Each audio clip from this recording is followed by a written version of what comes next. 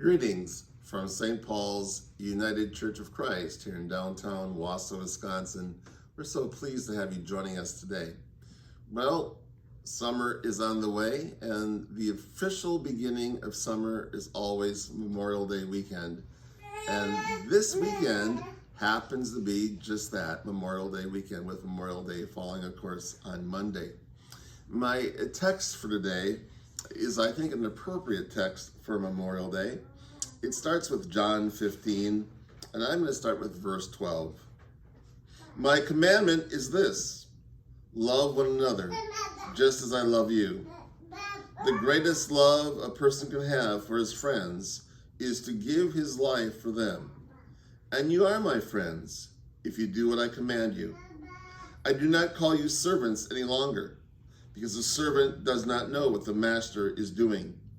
Instead, I call you friend, because I have told you everything I've heard from my Father. You did not choose me, I chose you. And I appointed you to go and bear much fruit, the kind of fruit that endures. And so the Father will give you whatever you ask of him in my name.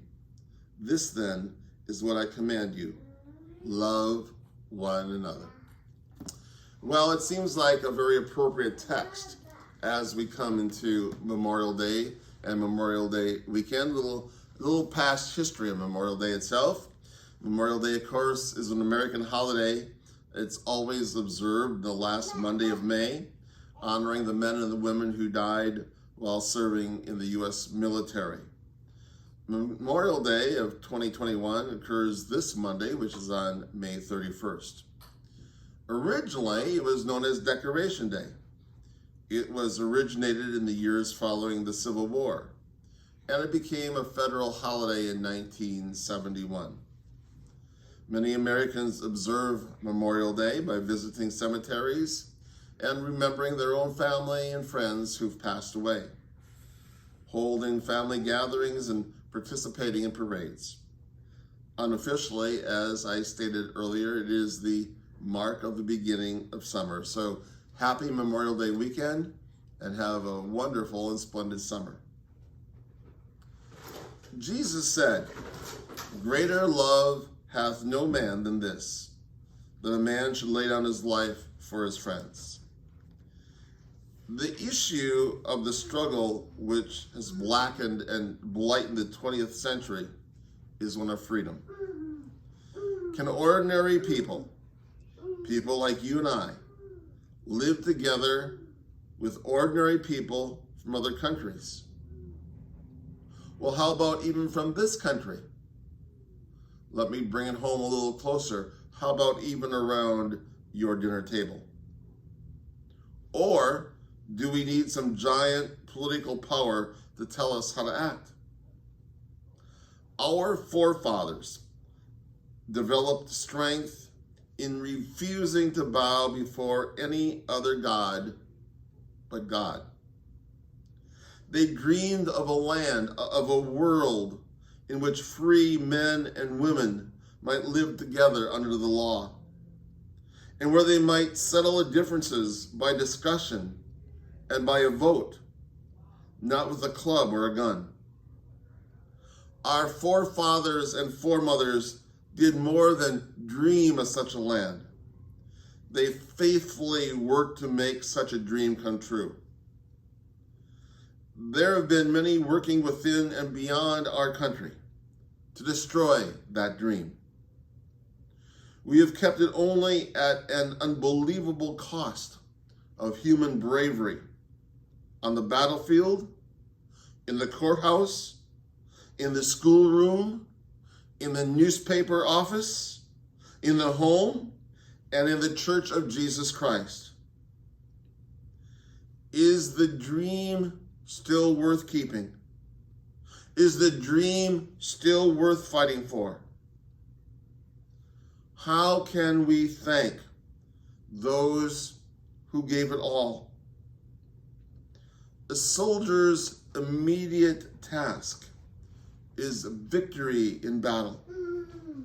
But we all know that victory does not solve our problems.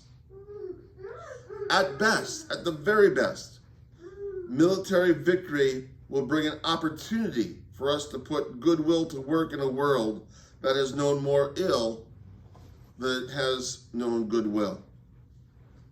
We know that hatred begets hatred, that injustice breeds more injustice. Dare we hope that decency and law and kindness will work on a world scale. Only if we hold to such a hope, and if we work to turn it into a fact, are we showing adequate thankfulness for those who fought simply for the opportunity. Count no contribution that you can make too small or too big. Count no contribution small that brings a measure of comfort, of justice, of freedom to another human being. But count no contribution large enough for you and I to say that we have done our full share either. As long as any child lives in fear or in loneliness or of bombs flying overhead, as long as anyone fears for their own well-being, as long as any person lives in the valley of the shadow of tyranny, our task remains unfinished.